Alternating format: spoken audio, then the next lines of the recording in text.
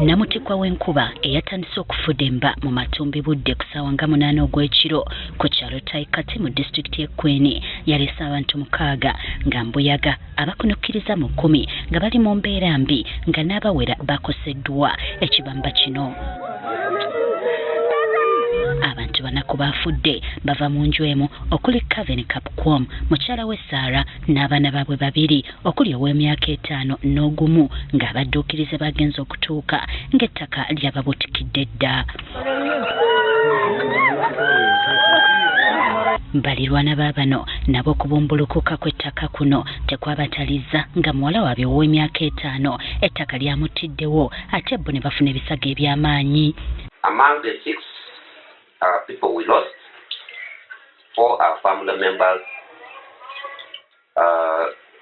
2 parents, the father and the mother, including 2 children. And then the other 2 are neighbors. It was really a very unfortunate incident. It was actually raining since 8.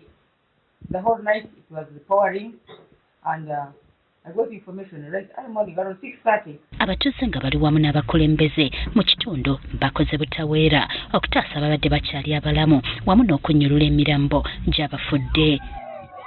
Mu ngeri y'emu ne mu disitulikiti y'e Bukwo enjega y'emu yabuutikidde abatuuze ku kyalo ky'Essowa era okukkakkana ng'abaana 3 baluguzeemu obulamu.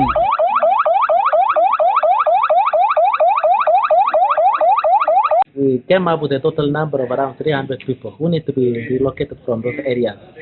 And these particular disasters occurred in one of the homesteads where we had recommended that the community need to be relocated to a safer place. Ng'ojjeko abafiiridde mu njega eno n'ebintu ebiwerako byonooneddwa omuli emisiri gy'emmere, ebisolo, amayumba era bangi basigadde tebalina we beegeka luba.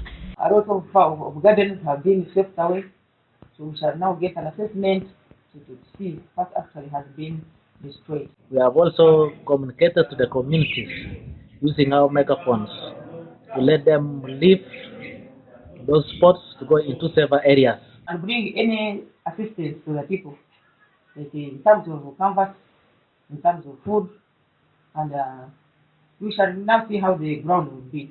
Ekitongole ki Red Cross kisiibye mu bitundu bino nga kigezaako okuyambako bakoseddwa. Era nga ffe Uganda Red Cross teams zaffe ezidduukirira zatusedda mu bifo ebyo okulaba butya bwe tuyambako abo abakoseddwa. Ate kino tulimu kikola ne district authorities n'abantu ab'omu kitundu wamu ne office ya Ssaabaminisita.